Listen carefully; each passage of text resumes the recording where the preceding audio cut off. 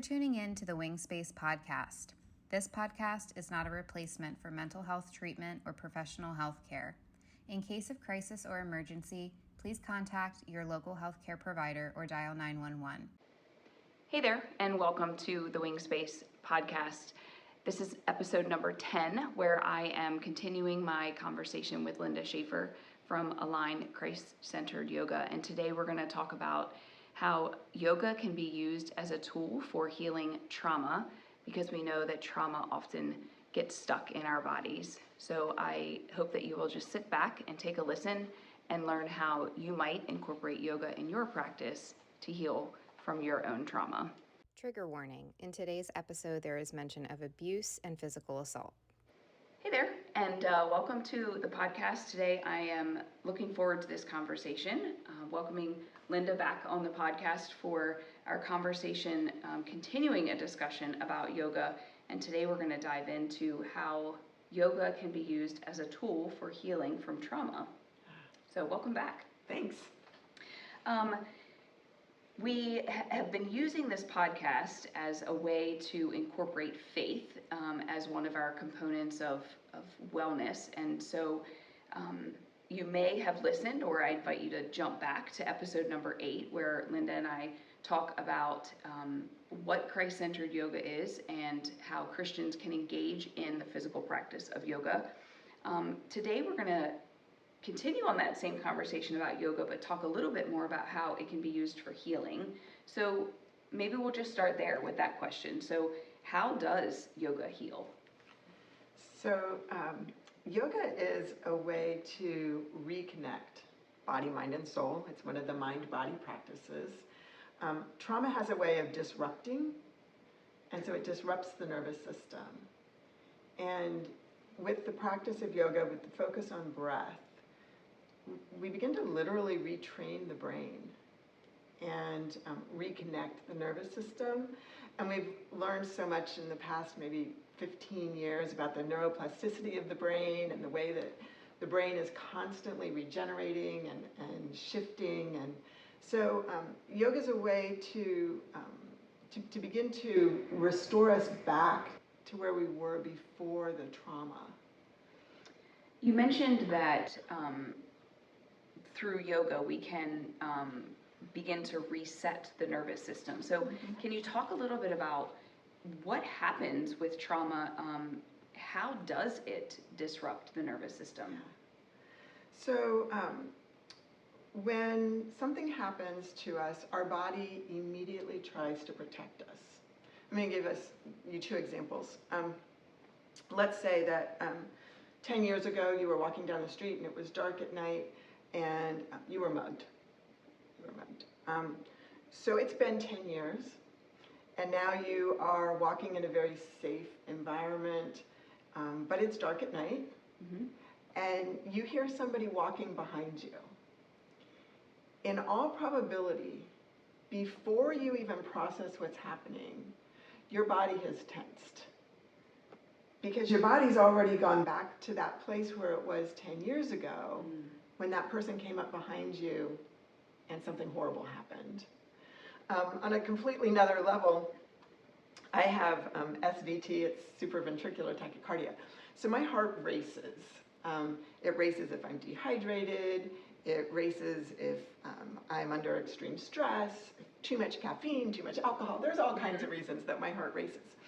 If I have a severe episode, it can take up to 6 months before my heart regulates again and I don't have any more issues for a while. Okay. Because the electrical impulses of all of that adrenaline knocked it off course. And now it's going to take months for the body to recalibrate and to get back to where it needs to be.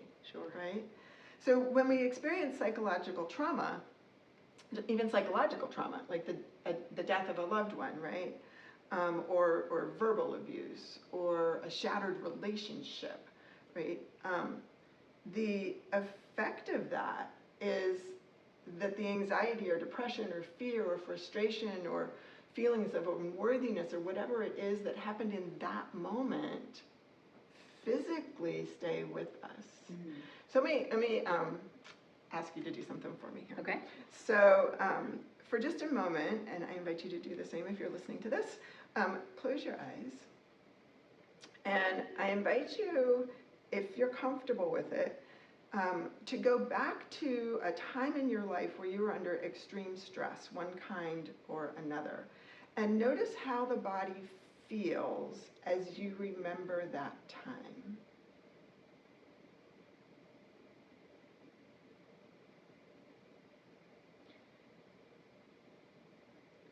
I invite you to take a really deep breath in. Exhale and let that go.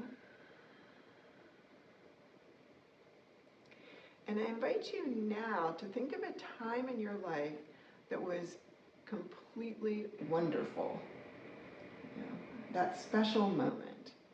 And notice how the body feels.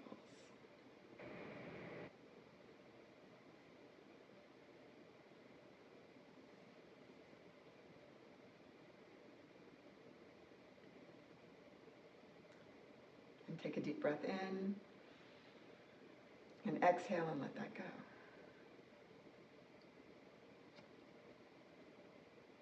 So let me ask you, open your eyes. Was there a difference? Did you notice anything different? I did. So first let me say that I often listen to podcasts when I'm driving and or when I'm running or walking. So if you are listening to this while you are driving, I hope you didn't close your eyes. And if you're running or walking and you didn't want to stop on the side of the road or on the trail, I would invite you to go back to this part of the podcast and try this exercise. Because I will tell you, when you asked me to go back to a time of extreme stress, I went back about 8 months ago when my father passed away. And I actually felt parts of my body twitching. So I always hold stress across my shoulders. So I felt kind of the twitching and up at my sides, and it just kind of all tensed. It was kind of an interesting experience. And then when you asked me to take that big deep breath, I can't really describe how it felt, but I could feel that there was some loosening of things. And then when you asked me to go to a time when things were not stressful, I put myself back on the catamaran in Costa Rica from this summer, our family vacation, and I felt my shoulders fall. They really softened. So what a quick and relatively easy way to be able to experience that process. Yeah. So what yoga does is yoga teaches us to be fully focused in the present.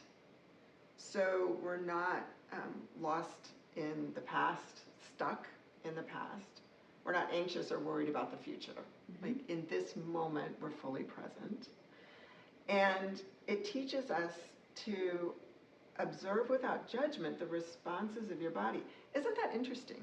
Isn't that interesting that as soon as you went back to that place of grief, your body tensed up?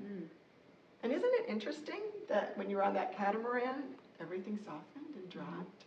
Right? So maybe next time you start to feel your body tense, you can take that deep breath and breathe and take your place or take your mind to another place where you can soften. And then maybe you can more objectively deal with whatever it is that caused your body to tense. Our bodies, our nervous system is amazing, right? So we have this autonomic nervous system, right? We have a sympathetic nervous system, a parasympathetic nervous system, and our sympathetic nervous system is go, go, go, and it's adrenaline, and it's important because there are times in our lives where we really need to move, and we need, if there's a fire in my house, I want that sympathetic nervous system to kick in. Absolutely. Right? The parasympathetic nervous system is that nervous system that slows us down. Right? It's calming. There are times when I need that nervous system as well. If either of those are unbalanced, things are not healthy. So if my sympathetic nervous system is overfiring, I'm just kind of always going, maybe you're that person whose leg is just kind of always twitching, or your foot's always tapping, or your fingers are always tapping, and your body just can't comfortably get still. If your parasympathetic nervous system is overfiring, maybe you can't get out of bed in the morning, right? And we have this fight, flight, or freeze that's designed to protect.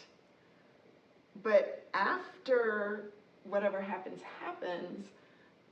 the primitive part of our brain remembers that. And it's really hard for it to let it go. The other piece of the nervous system is the somatic nervous system. So the somatic nervous system is the way that your brain tells your muscles to move. So the example that comes most easily to my mind is, if you're familiar at all with Parkinson's, it's a movement disorder. And somebody with Parkinson's will feel like they will be physically stuck while their brain is telling their feet to move. They're trying to walk forward, but they are physically stuck where they are. That's a disconnect in the somatic nervous system, right? So with trauma, for all the reasons all these different things break down, yoga is a way to reconnect the brain with movement, right? To begin to feel again. Sometimes when we've been through a lot of trauma, there are very good reasons that our body shut down feeling somewhere. If you've been through any kind of sexual trauma, if you were beaten, if you were in a fire, there's physical sensations that go with that, and to protect you, your brain shut it off. But 5 years down the road, it's safe to feel again, but your primitive brain doesn't know that. So moving through yoga with in these movement patterns, while you're observing how the body feels, your nervous system resets and it becomes more balanced. And now maybe you can sleep better at night, and you can move quickly when you have a meeting and you're late. And you can enjoy the feeling of being in your body and stretching and moving and the sensations that come with heat and cold and I don't know. This is such an exciting conversation for me to have as a trauma therapist because, you're speaking my language here. I often tell my clients that I'm not a neuroscientist, but we're going to geek out about the brain a little bit because I think it's really important for folks that have experienced and survived through trauma, whether it's something small or something big, it's all about perspective, that they oftentimes take ownership of the way that they react and the way that the trauma impacts them, when really our brain is doing it and we don't have control over what our brain does. So what you're talking about in terms of being able to use yoga to regulate things and put it back into the way that we're designed to be is the exact reason why there is a studio here at Hope and Healing Therapy and Wellness Center. And it's the exact reason why, when the practice was initially started, we had physical movement as part of our therapy sessions through walk and talk, but also because this is the reason why we wanted to be able to offer yoga and fitness and other modalities, because we can't just talk away the trauma and the experience and the stress. We have to be able to get into our body, because our body is what's holding on to it. Many people who experience trauma, and maybe you're listening and you are one of those people, and sometimes people will say, well, I don't know what I'm feeling, because their brain is so disconnected from the physical sensations in the body that they truly don't know what the emotions are. And it can be scary to even allow themselves to be in that space. So what can you tell someone who is listening who says, no way I'm going to start doing anything physical and getting in my body, it just sounds scary and it sounds awful? What can you tell someone in that situation so that they might be able to begin a yoga practice, and maybe talk a little bit about what the benefits would be of engaging in their own yoga practice. So I think it's important to understand that there's all kinds of different yoga practices. There's different styles of yoga. And so if you are that person, you want a very trauma-sensitive, restorative yoga practice. Start on the mat. Mm-hmm. Maybe you're just lying down on the mat with a blanket over you, and you're just noticing the feeling of breath in your body. And maybe you progress from there, and maybe you can get comfortable with a hand on your chest and a hand on your belly, and you can start to feel the breath moving that way. Mm-hmm. It would be very hard for somebody like that to just walk into a studio and take a class. So I think it's important to find practitioners who can work one-on-one, or to find very small classes where you trust the practitioner. Mm-hmm. And you know, the leader is ready to, the teacher is ready to, is open to you being on your mat with a blanket over you and your eyes closed throughout the whole practice in the back of the room, because that's just where you are today. Mm-hmm. And we're speaking about this in the context of trauma, but this is no different than somebody who just got out of major surgery. Yeah. Right? So if you just had a double mastectomy, it's going to be quite a while before you're doing a full yoga practice. Mm-hmm. But the healing components of yoga are still accessible if you just lie on the mat and breathe and begin to slowly move and explore those movements again. Mm-hmm. And begin to trust your body again. Mm-hmm. And to be fair, a double mastectomy is traumatic. So we will sure acknowledge that. Absolutely. Any kind of surgery is traumatic. And you said trust your body again. Mm-hmm. That's so true, because so many times we think that our body has failed us, whether mm-hmm. it's because of a medical situation, or I couldn't run fast enough to get away from that dog that was chasing me, or I couldn't fight my attacker. You know, we think that our body fails us, and we have to learn to trust our body. So here in our studio, we have a small studio, so it's an intimate practice. What if someone wasn't quite ready to walk into a class, or they weren't quite ready to even log into a Zoom class in their own space? Maybe their home isn't the appropriate place for them to be engaging in this practice. Are there opportunities that maybe are coming in the future that you might be able to offer to someone who's listening that just wants to get started, but they're not quite sure how? Yeah, so I am going to start offering one-on-one sessions through Hope and Healing. I'm really excited about partnering with you in that direction as well. So that one-on-one isn't a forever thing. It's a check-in, and it's a way for you to get comfortable with the way that your body feels, mm-hmm. with experiencing the emotions that come with feeling, and with getting comfortable with the language of yoga as well, so that as you become more comfortable with your body, you can begin to take up those other classes. Mm-hmm. So I really do see it as a progression. I see it as this, very private, very safe one-on-one for 4 to 6 weeks.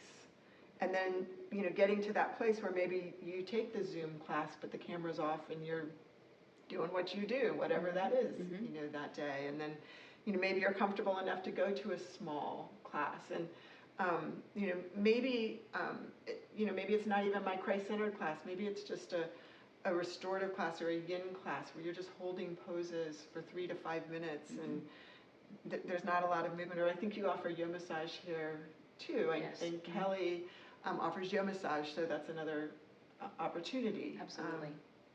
And then as you continue on your journey, you begin to explore different modalities of yoga, and you find what works for you. And I have friends that have been doing yoga for decades that do only restorative yoga. Mm. They don't like hatha, asana, vinyasa classes, and they don't do them. it's no different than, some people liking weightlifting in the gym and some people preferring full body strength. Sure. It's one versus the other, and everybody's personalities are different and the connections are different. Or maybe you're that person that ends up coming out of this and ends up falling in love with the power flows of yoga, because that is powerful and it's strong and it's a way to just take up space and be bold and let go. And that works for you too. So again, coming into yoga with no expectations. Just being very open to whatever you learn about yourself in the process, and to the healing that comes as the nervous system is rebalanced, and as you begin to understand what you like. You said a few things that are. There's a reason why God puts people together, and there was a few things that you said that just kind of mesh along with what we do. I mean, obviously the tagline for this podcast is a place to take up space, and so talking about being able to use your yoga practice as a way to be able to feel strong again and to really make a presence within that space. That's great. And you talked about expectations, and part of our mission and vision here is that we as practitioners and providers, we don't have expectations for your journey. Your journey is your journey. And I think sometimes people are intimidated by yoga classes because they think about these really complex poses and headstands and all kinds of things. And when we experience trauma, sometimes that shame and blame and guilt and comparison really play into the healing process. So I would just encourage you to pull back on those expectations and hear what Linda is saying. There may be a person who is doing a headstand in the middle of a class, and you may be the person that's lying on the mat with a blanket over you, because that is what you need. You spoke a few minutes ago about how it is truly an individualized practice. And, the Bible tells us, not to look left and not to look right. And I would say that that's very true in yoga classes as well. Because if you start to look right and you start to look left, or even if you look in front or behind you, you're going to see somebody that's doing something different than what you're doing. But you don't have to do what they're doing, and they don't have to do what you're doing, because it is your practice with so many variations and opportunities, because it's what your body needs. It's what you need in order to feel strong and to stretch and strengthen and all those things. I would add to that even fully healed, if that's a thing, I'm not sure that's a thing for any of us, but hypothetically, even fully healed, yoga practice looks very different from 1 minute to the next. If I do a morning practice, I'm a little stiffer. I'm not a morning person, so my mind isn't functioning quite as well. If I do that identical practice at my sweet spot, maybe like 4 in the afternoon, that's going to be a very different practice. And if I do that identical practice at 10 o'clock at night, it's going to feel very different. And I'm not going to want to do the identical practice. Right. Morning, 4 o'clock, and night. My body and my mind are going to want something very different at each of those time spaces.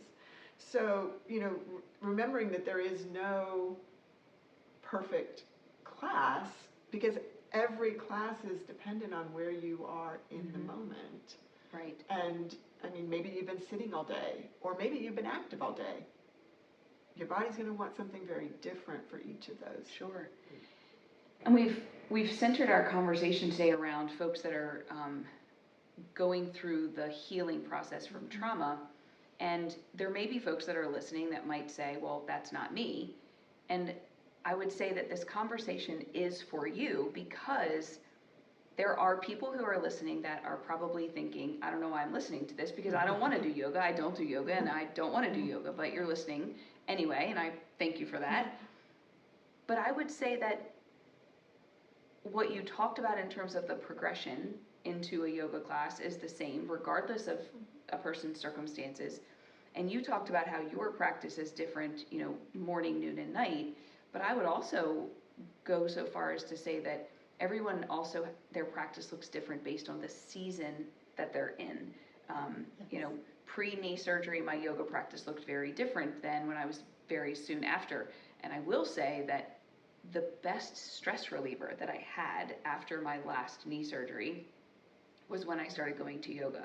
The slow, intentional, careful, and safe stretches was just what my body needed to be able to kind of realign things after the physical trauma of that surgery.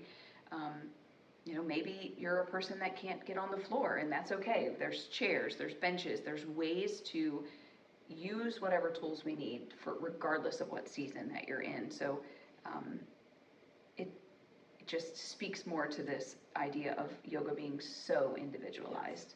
Yeah.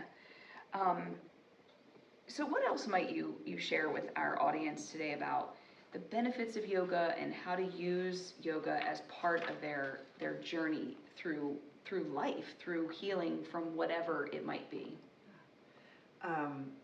So I think that there's a lot of benefits of yoga that are often, I think we all kind of present-minded, present focus and mindfulness and those kinds of things are maybe the way that we think of the benefits of yoga most naturally. Mm-hmm.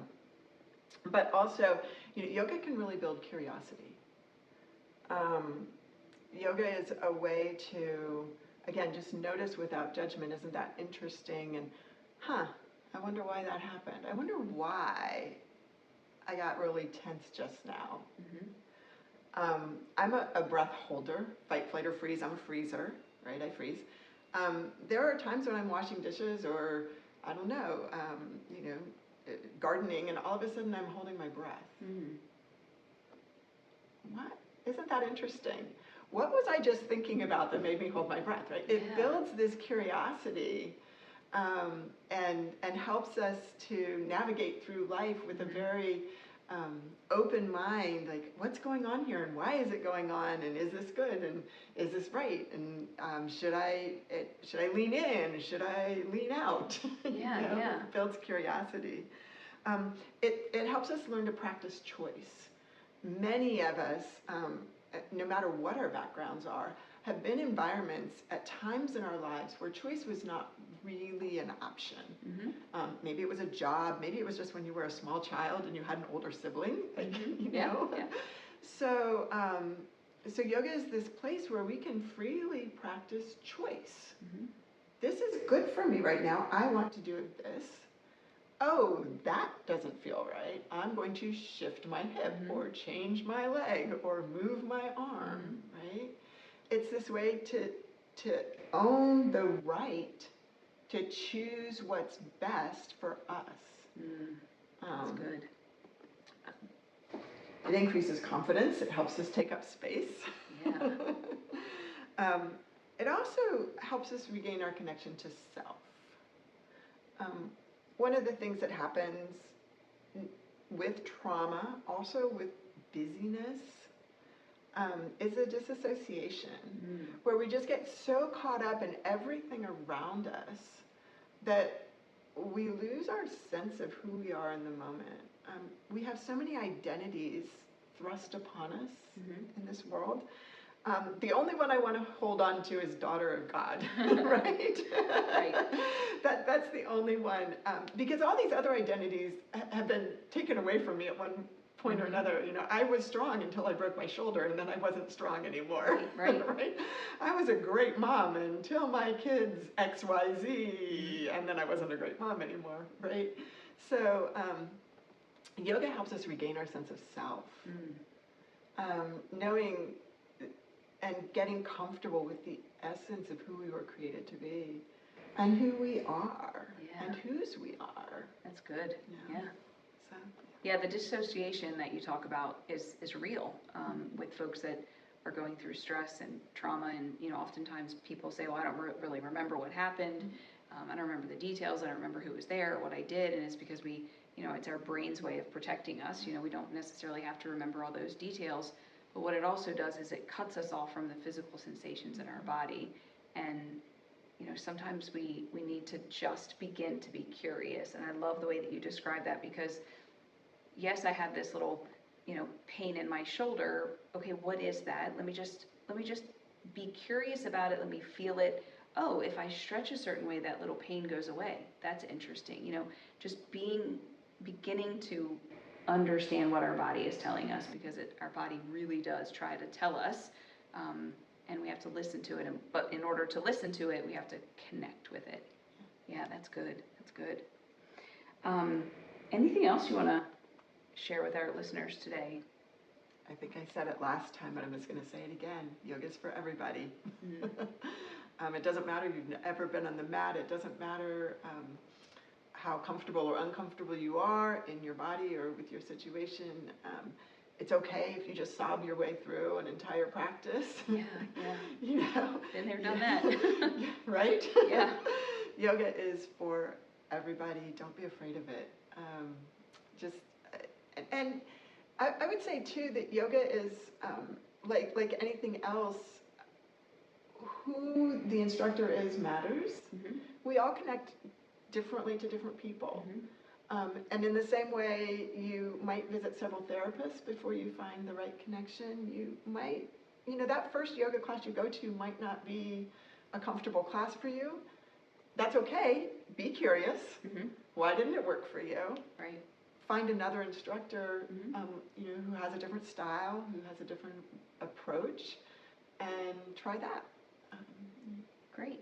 Can you remind our listeners where they can find you if they have connected with you during this conversation and they want to be able to begin their practice with you? Where can they find you? So you can go to my website, alignCCY.com, and that has all the information, so you don't need to remember it. You can find me on YouTube, so that's maybe the quickest and the easiest way in the moment just to get a glimpse of what I do, even if you don't take those classes. Mm-hmm. You can just kind of scan the classes and see. There's lots of different playlists there, so you can adjust it for, again, where you are in that moment, morning, noon, or night. You can also find me on Zoom, and again, if you just want to turn your camera off and log in, that is absolutely fine. There's no charge for either of those. I teach yoga for 12-step recovery here for anybody who has suffered from addiction or been affected by the addiction of others. I teach an in-person Christ-centered class at my church, at First Saints Community Church in Leonardtown. And also, I am going to be offering one-on-one classes here alone in the studio with you.